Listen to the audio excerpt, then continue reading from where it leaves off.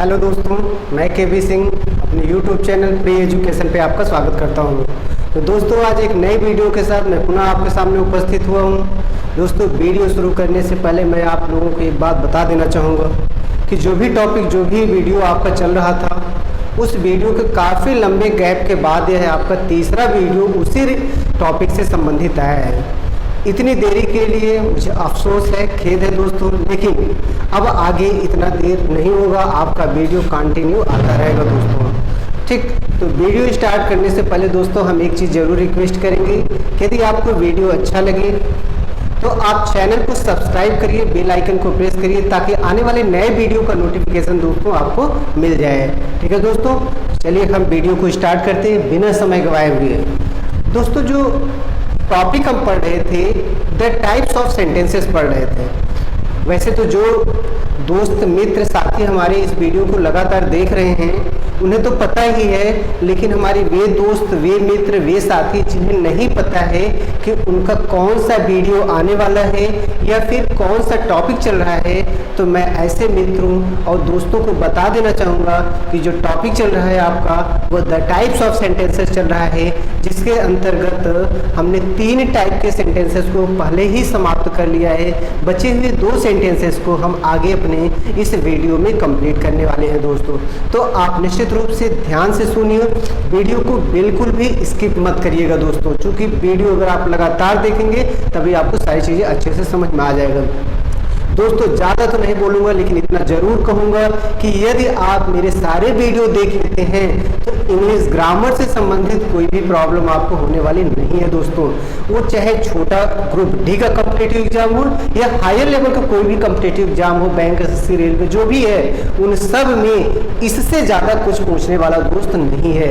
इसलिए आप वीडियो को बिल्कुल स्किप मत करिए और ध्यान से सुनिए दोस्तों। तो हम चलते हैं अपने वीडियो की तरफ दोस्तों।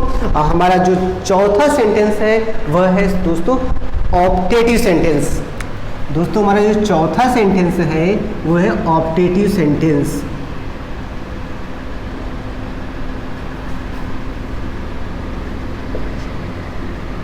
ठीक है दोस्तों, ऑप्टेटिव सेंटेंस जिसे हिंदी में हम इच्छा सूचक वाक्य कहते हैं।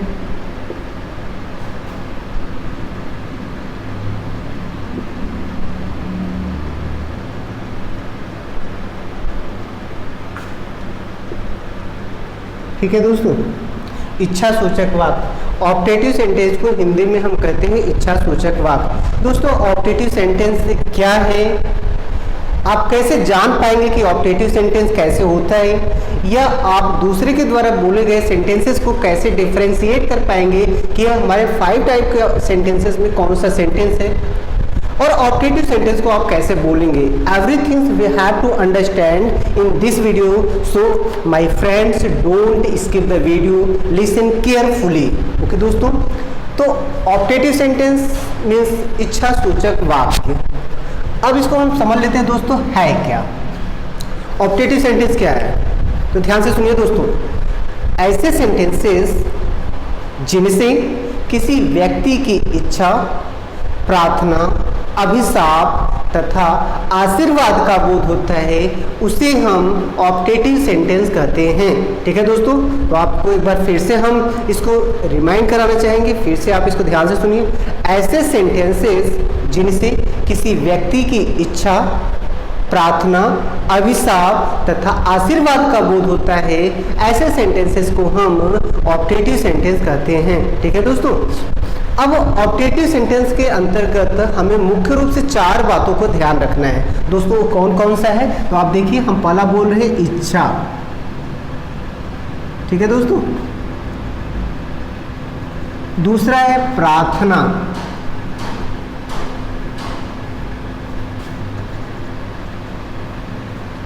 तीसरा है अभिशाप,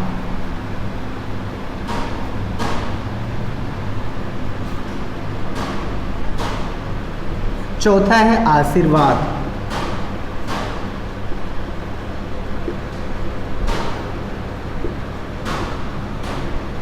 ठीक है दोस्तों, तो ऑप्टेटिव सेंटेंस के अंतर्गत मुख्यतः हमें इन 4 बातों का ध्यान रखना है कि ऐसे सेंटेंसेस जहां पर इच्छा, प्रार्थना, अभिशाप तथा आशीर्वाद का बोध हो रहा हो, ऐसा सेंटेंस आपका ऑप्टेटिव सेंटेंस हो सकता है। ठीक है दोस्तों, इसके साथ ही साथ दोस्तों हम यह आपको बताना चाहेंगे कि ऑप्टेटिव सेंटेंस के अंतर्गत मुख्यतः 3 बिंदु को अगर आप माइंड में सेटअप कर लेते हैं तो मैं पूरे विश्वास के साथ कर रहा हूं कि आप निश्चित रूप से ऑप्टेटिव सेंटेंस को कभी भी नहीं भूलेंगे।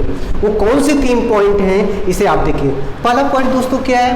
पहला पॉइंट है ऑप्टेटिव सेंटेंस हमेशा में से प्रारंभ होता है। दोस्तों ऑप्टेटिव सेंटेंस जो होता है वह हमेशा में से प्रारंभ होता है।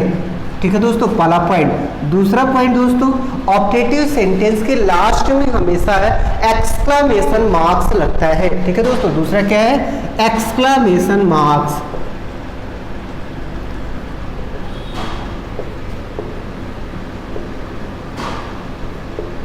ठीक है दोस्तों, दूसरा पॉइंट है कि ऑप्टेटिव सेंटेंस के लास्ट में हमेशा एक्सक्लामेशन मार्क्स अवश्य लगता है। तीसरा बिंदु दोस्तों क्या है?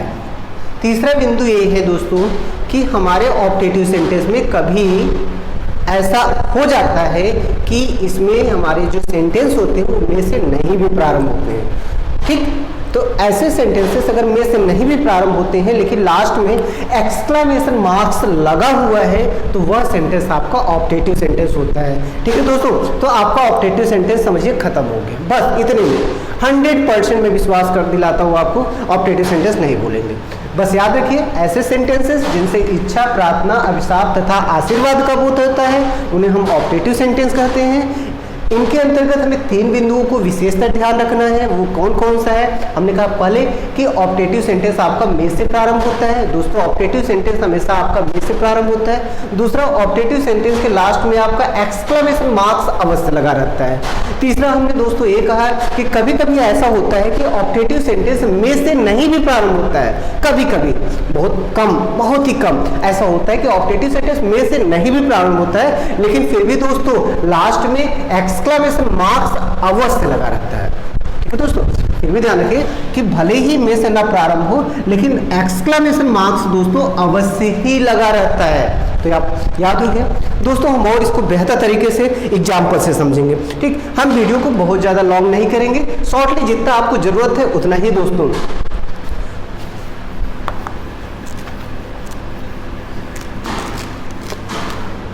दोस्तों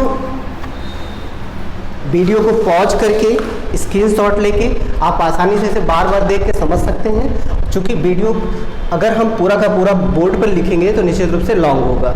ठीक, तो आप जब आसानी से पॉज करके पूरा देख सकते हैं, स्क्रीनशॉट ले सकते हैं, तो वीडियो लॉन्ग करने का कोई ज़रूरत नहीं है। ठीक है दोस्तों, अब आते हैं हम एग्जाम्पल की तरफ।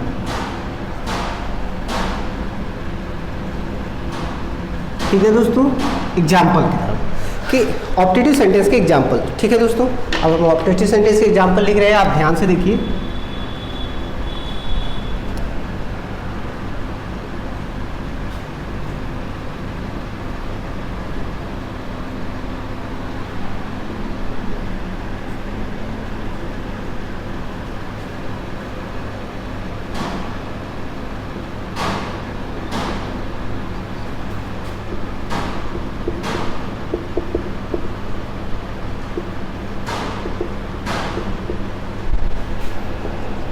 दोस्तों ध्यान से देखते रहिए।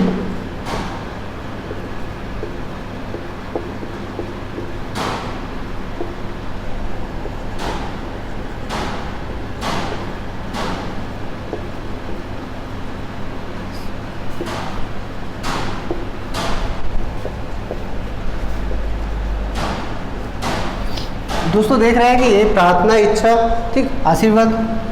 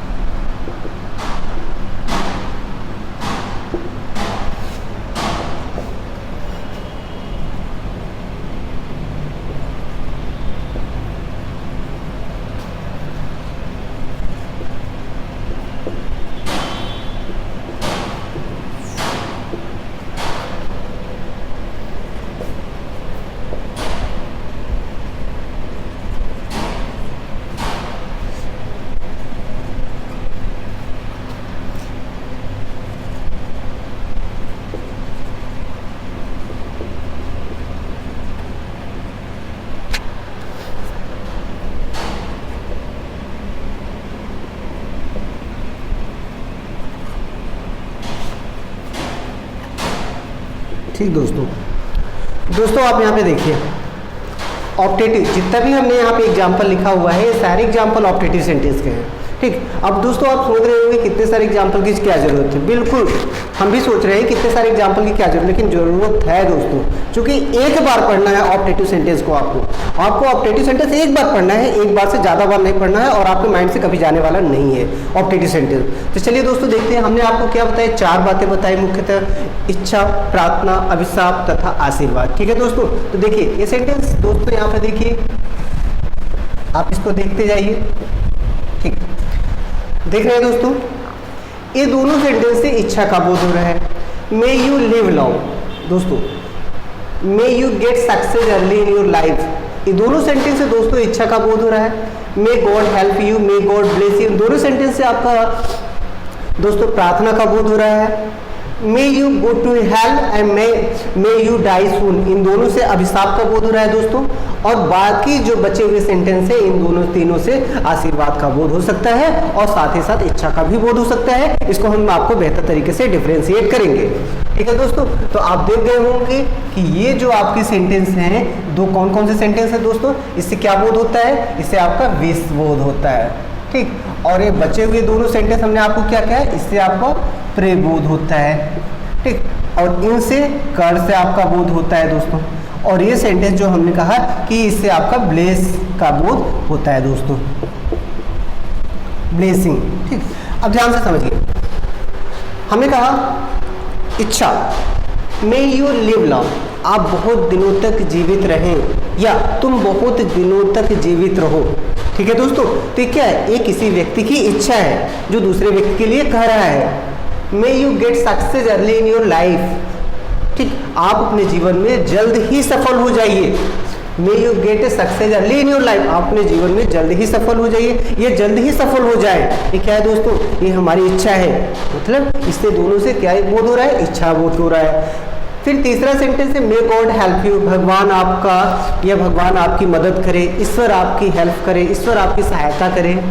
मे गॉड ब्लेस यू, भगवान आपका भला करे। देखिए दोस्तों, may God bless you, may God bless you, भगवान आपका भला करे।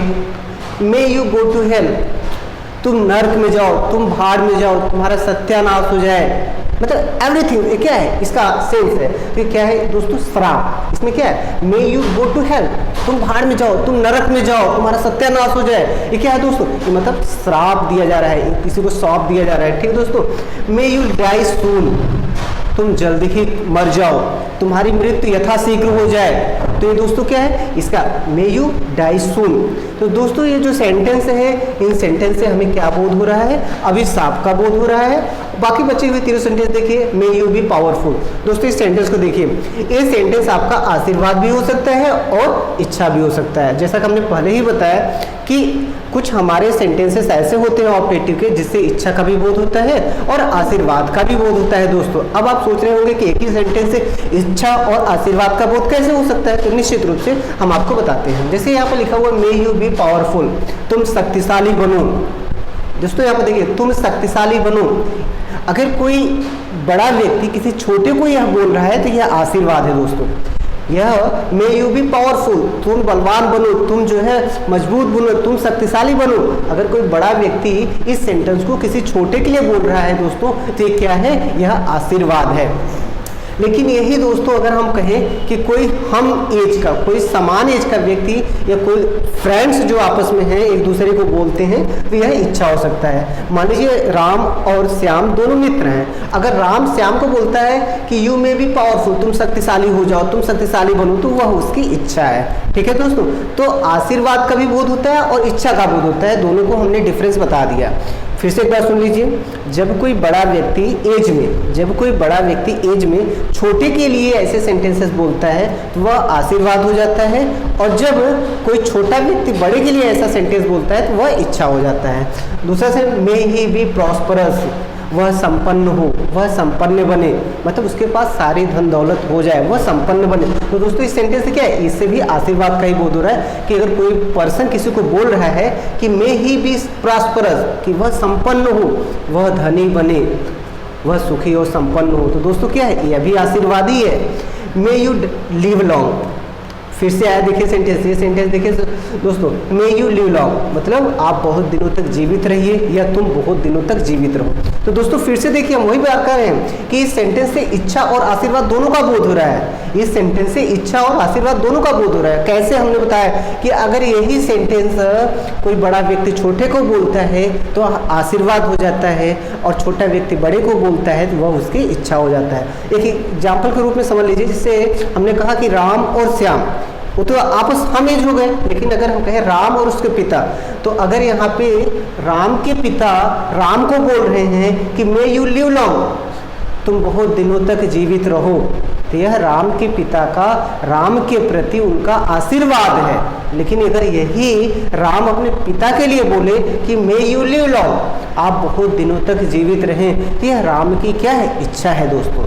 तो समझ गए होंगे कि जिन सेंटेंसेस से इच्छा का बोध होता है उनसे क्या होता है? उनसे आशीर्वाद का भी बोध होता है। ठीक है दोस्तों, तो आप समझ गए होंगे इच्छा और आशीर्वाद में क्या अंतर है। तो ऑप्टेटिव सेंटेंस। अब दोस्तों आते हैं तीसरे, दो बिंदु तो हमने समझा दिया आपको, एक बार फिर से देख लें कि ऑप्टेटिव सेंटेंस हमेशा में से स्टार्ट होता है। पहला बिंदु हमने बताया था आपको कि ऑप्टेटिव सेंटेंस हमेशा में से स्टार्ट होता है, हो गया। दूसरा बिंदु मैंने बताया था कि ऑप्टेटिव सेंटेंस के लास्ट में हमेशा ही एक्सक्लेमेशन मार्क्स लगा रहता है। ठीक है दोस्तों, दोनों बिंदु हो गए। एक, ऑप्टेटिव सेंटेंस हमेशा में से प्रारंभ होता है, दूसरा ऑप्टेटिव सेंटेंस के लास्ट में हमेशा ही एक्सक्लेमेशन मार्क्स लगा रहता है। ठीक है दोस्तों, तो आप समझ गए दो बिंदु। तीसरा बिंदु क्या है उस पर हम आगे बात करते हैं। तो आप इसको जो है वीडियो को स्क्रीनशॉट ले सकते हैं और आपको समझ आया हो। ठीक है दोस्तों, इसको इरेज करते हैं। अब हम तीसरे बिंदु की तरफ चलते हैं। हमने आपको बताया था कि कभी कभी हमारे ऐसे ऑप्टेटिव सेंटेंस होते हैं जो में से नहीं भी स्टार्ट होते हैं, लेकिन अगर में से नहीं भी स्टार्ट होते हैं दोस्तों, फिर भी ऐसे ऑप्टेटिव सेंटेंस के लास्ट में एक्सक्लेमेशन मार्क्स अवश्य लगा होता है, इसलिए आपको पहचानने में कोई दिक्कत नहीं होने वाली है। दोस्तों जैसे देखिए, हमने लिखा यहाँ पे सेंटेंस लिखा कि अगर हमने एक सेंटेंस लिखा live long my grand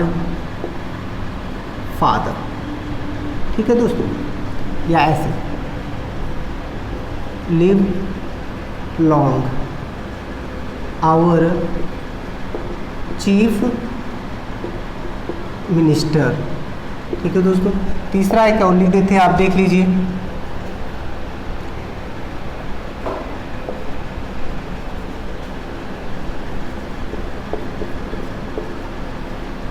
those were men।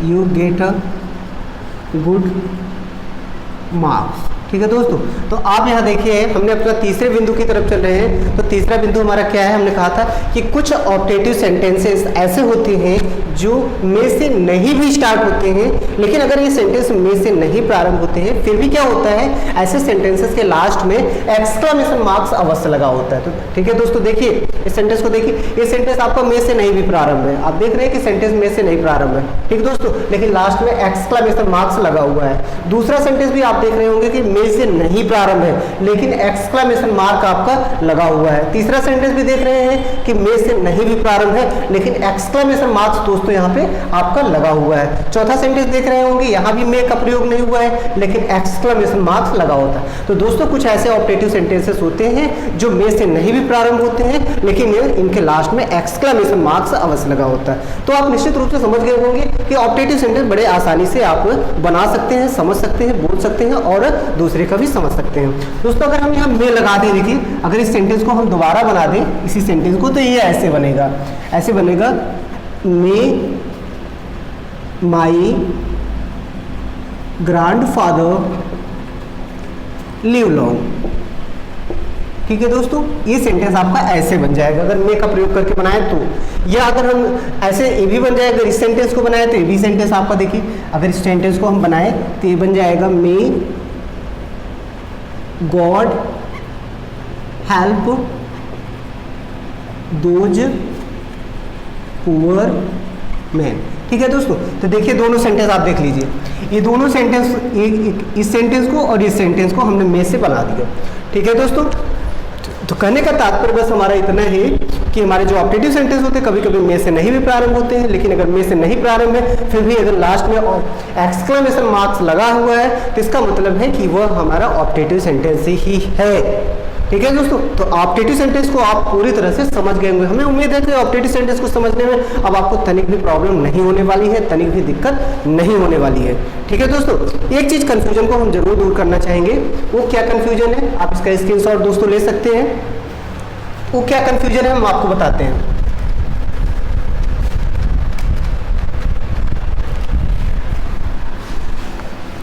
देखिए दोस्तों, सबसे इंपॉर्टेंट चीज है, थोड़ा सा कंफ्यूजन बच्चों में रहता है या लोगों में रहता है, हमारे दोस्तों मित्रों में रहता है जो नहीं समझ में आता है एक्सक्लेमेशन मार्क्स को लेकर। वो क्या है दोस्तों कि ऑब्जेक्टिव सेंटेंस और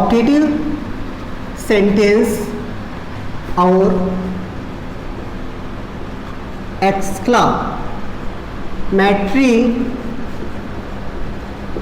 सेंटेंस दोनों में दोस्तों, दोनों में एक्सक्लेमेशन मार्क्स लगता है। ठीक है दोस्तों। हाँ बिल्कुल सही बात है, दोनों में लगता है। ऑब्जेक्टिव सेंटेंस में भी एक्सक्लेमेशन मार्क्स लगता है, ऑब्जेक्टिव सेंटेंस में भी आपका एक्सक्लेमेशन मार्क्स लगता है, लेकिन थोड़ा सा बस अंतर है। आप इसको बड़े अच्छे से डिफरेंशिएट कर सकते हैं। वो क्या, ऑब्जेक्टिव सेंटेंस तो आप समझ ही गए हैं। अब एक्सक्लेमेटरी सेंटेंसेस में कहां पर ये एक्सक्लेमेशन मार्क्स लगता है दोस्तों, ये देख लीजिए। जिसे हमने यहां पे लिखा मे यू लिव लॉन्ग, दोस्तों ये सेंटेंस लिखा, यहां पे लिख दिया व्हाट अ